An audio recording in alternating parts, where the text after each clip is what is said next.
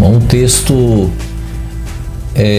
Foucault e a Educação, Fascinantes Desafios, da autora Jennifer M. Gore. Ela começa falando sobre as visões de verdade, né, que são disseminadas na sociedade, e ela diz que essas visões de verdade controlam e regulam a sociedade, e ela dá alguns exemplos de visões que foram consideradas como grandes direcionadoras da sociedade no século XX, como por exemplo a visão de verdade do nazismo, né, de Hitler, que tinha como visão de verdade a purificação de uma raça, a saber, a raça ariana, e que constituiu num envolvimento político tão grande que levou o mundo todo aquela grande guerra, né, que em grande parte foi proporcionada pelos princípios e ideias dessa visão de verdade de Hitler. Também a política do apartheid na África do Sul, ela começa com uma visão de verdade que foi defendida por pessoas, embora combatida por outras pessoas, mas foi uma visão de verdade que trouxe aquele momento histórico na África do Sul. E no mundo existem outras visões de verdades que deu origem a movimentos por aí afora. Então, nesse texto, a autora ela comenta que a ideia de verdade, segundo o pensamento de Michel Foucault, está sempre ligada às questões de relações de poder. Em outras palavras, não se pode pensar poder desassociado de relações, porque somente nas relações é que o poder, segundo Foucault, ele se mostra. Não se pode pensar em um poder separado, fora da relação humana. Quer dizer, o poder não está fixo em um lugar. O poder não é uma substância fora da relação. O poder, ele está catalisado na relação entre seres humanos, nas demandas sociais e nas questões políticas que envolvem o discurso. Então, para Foucault, poder e verdade estão ligados numa relação circular. Quer dizer, a verdade ela existe numa relação de poder, e o poder está sempre em conexão com a ideia de verdade. Quer dizer, o poder só é pensado em conexão com uma ideia de verdade. É necessário que haja um princípio de verdade para que esse poder leve o discurso a uma hegemonia. Claro, existem autores que podem dar outro nome a essa ideia de verdade, como tem teorias que chamam essa ideia de verdade, por exemplo, uma ideologia que foi instituída. Então, quando se institui uma ideologia, uma ideia de verdade, sobre essa ideia de verdade, um discurso se torna hegemônico a partir dessa ideia de verdade. Então, é de forma circular que Foucault pensa essa relação poder-saber. E através dessa conexão, através desse círculo, através desse engajamento da relação poder-saber, é que se estabelece os regimes de verdade citados por Michel Foucault. Quando a autora fala sobre os discursos que tentam se impor na educação, ela diz que os discursos que se fundamentam na razão científica normalmente são esses discursos que ganham hegemonia dentro da educação. Os discursos que se fundamentam na empiria, na ciência. E ela dá como exemplo que os conteúdos voltados para a psicologia normalmente são os que são mais aceitáveis, que são inquestionados na educação e são de pronto aceito, porque trazem o peso da ideia científica, da verdade científica e da empiria. Então Foucault ele faz uma diferença entre poder e saber, dizendo que poder e saber não é a mesma coisa. Inclusive ele questiona uma frase que é dita como de sua autoria, de que saber é poder. A ideia de que saber é poder. Ele diz que dá risada disso, até porque a sua pesquisa está justamente no entremeio entre poder e saber. Ele questiona, ele pesquisa na interseção de poder e saber, que são coisas diferentes, mas que está sempre se conectando. Então Foucault começa por inverter a articulação convencional na qual o poder funciona de forma negativa e o saber pode desafiar a dominação e inverter o processo. O que ela quer dizer com isso? Quer dizer, é tradicional conceber o poder como uma coisa negativa e o saber ser aquele elemento que vai confrontar, que vai lutar para tirar o poder que está estabelecido como algo ruim e negativo, e esse saber trará algo melhor, algo mais coerente, mais aceitável, e que esse poder seja derrubado. Então Foucault vai questionar essa dicotomia, essa diferença. Ele vai dizer que o poder não está necessariamente na esfera da coisa ruim, e o saber não está necessariamente na esfera da coisa boa, que vai resolver, no caso, o problema.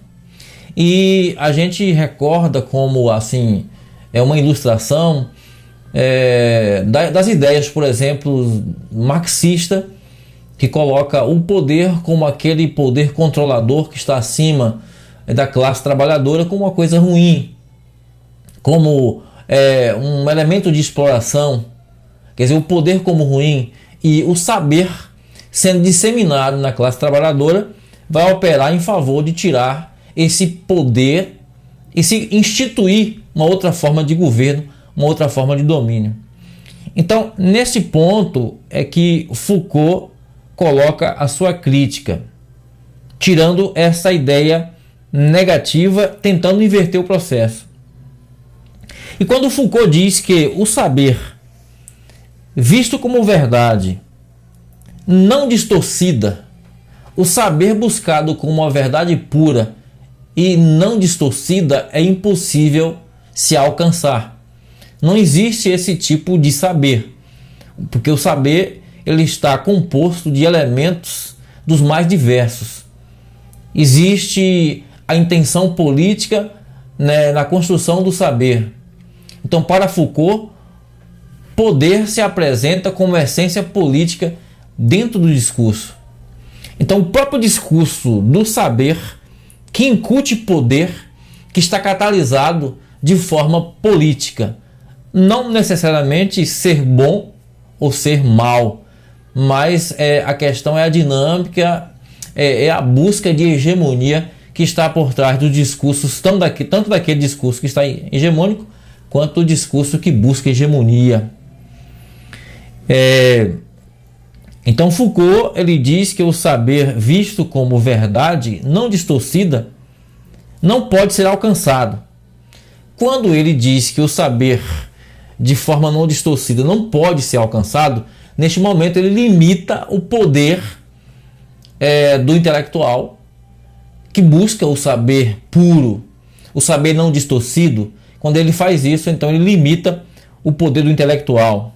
Então, por outro lado, o poder não é necessariamente repressivo, uma vez que o poder ele induz, o poder seduz, o poder torna mais fácil, ou também pode tornar mais difícil. O poder amplia, ele limita, torna mais provável ou menos provável. E além disso, ele pode ser praticado em vez de possuído. O poder ele não sempre ele é possuído, mas ele é praticado. Uma vez o poder sendo visto por Foucault como a força que emerge de um discurso Então ele está mais para ser praticado do que algo a ser possuído. A ideia do poder possuído é o poder fora da relação, é um poder sendo buscado, mas o poder já está ali no discurso, tanto no discurso hegemônico quanto no discurso da resistência. Ambos os discursos ele demonstra um poder, quer dizer, poder em dinâmica. Um outro ponto ressaltado pela autora é sobre as formas de poder contemporânea que se diferencia das formas de poder antigas, por exemplo, onde o representante do poder ele estava sendo destacado, quer dizer, os holofotes do sistema estavam sobre aquele que representava a forma de poder instituída, enquanto que numa sociedade contemporânea o poder que ele está sobre a esfera disciplinar e invisível, esse poder tenta colocar a sua visão sobre aqueles que são controlados pelo poder, porque o poder está catalisado sobre a forma de disciplina. Então, ela citando Foucault e demonstrando a figura do panóptico, né, a questão da arquitetura do panóptico, que é uma forma de construção presidial, onde você tem distribuído ali os presos em celas, de forma que de um lado da cela entra a iluminação e de um outro lado se tem uma visão para o interior daquela construção, onde daquele interior se tem a ideia de estar todo o tempo sendo vigiado. E para fazer uma figura a essa sociedade em que ao todo tempo nós imaginamos estar sendo vigiados de alguma forma por um poder que todo o tempo está cobrando de nós, está exigindo um produto final através desse vigiar, desse olhar social que emerge a sociedade contemporânea. Então aqui é colocada a ideia da vigilância tecnológica sobre o corpo. Então, o corpo sendo instituído como um objeto de controle. Quando os corpos são controlados, as mãos, os olhos, de alguma forma são controlados por um sistema que tem um objetivo a atingir. E justamente nessa sociedade, de forma invisível, o poder que está instituído todo o tempo está controlando de forma invisível, mas certamente perceptível. Então aqui é apresentado mecanismos de poder saber que são articulados no discurso. Não se deve imaginar o mundo dividido entre o discurso admitido e o discurso que é excluído. Na verdade, todo o tempo está havendo a dinâmica do discurso. Um discurso hegemônico não é pior e nem melhor do que aquele discurso que está disputando hegemonia. Até porque o propósito do hegemônico é continuar em hegemonia, enquanto que o propósito do que não está em hegemonia é lutar para conseguir hegemonia. Então, existe uma circulação, uma associação de valores em que o discurso que disputa tem parte do discurso hegemônico. E o discurso hegemônico também não perde o seu teor de embate até para se manter no poder. Então, é uma dinâmica social, uma dinâmica política que sustenta os discursos e as relações de poder. O discurso dominante e o discurso dominado. Ele acontece como multiplicidade de elementos discursivos que entram em estratégias diferentes, mas relações de poder estão incutidas neles. Tanto quanto os silêncios, eles não são totalmente submetidos, não há um discurso que foi submetido, que ele é 100% submetido. Existe, de certa forma, no discurso da resistência à hegemonia pelo poder que está na resistência, como também no discurso hegemônico, ele não é 100% hegemônico, até porque ele luta contra um outro discurso que ganha poder, que é empoderado na resistência.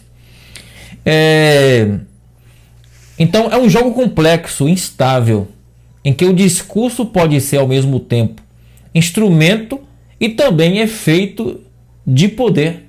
Instrumento de poder, efeito de poder e também de resistência. Então o discurso reforça o poder, mas também o discurso mina o poder.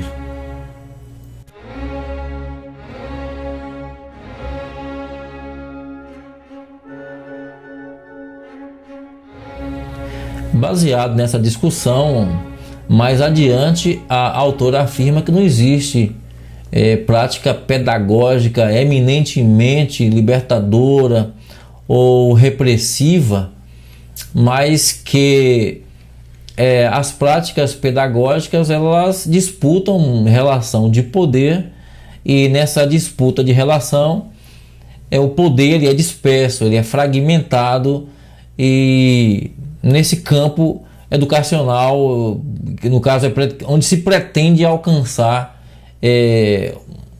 o status de hegemonia.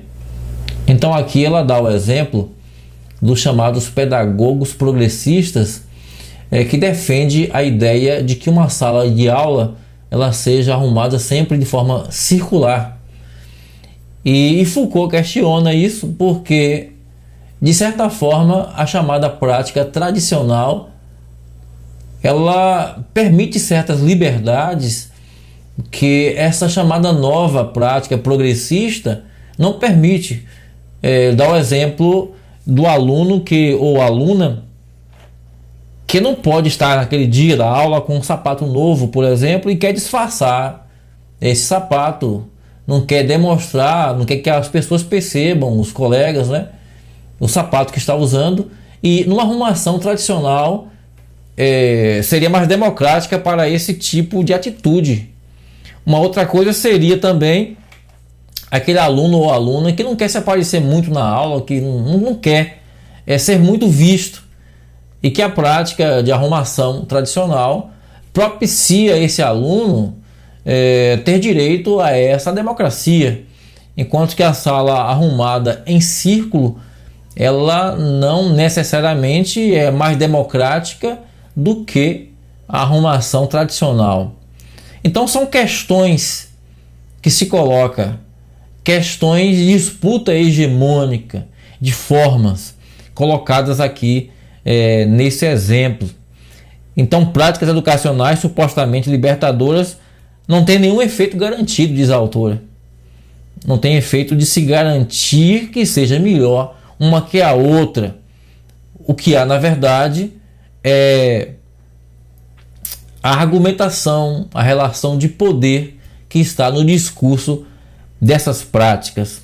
A dinâmica da sociedade se dá por relação de poder, e a ideia de sociedade sem relação de poder só pode ser uma abstração.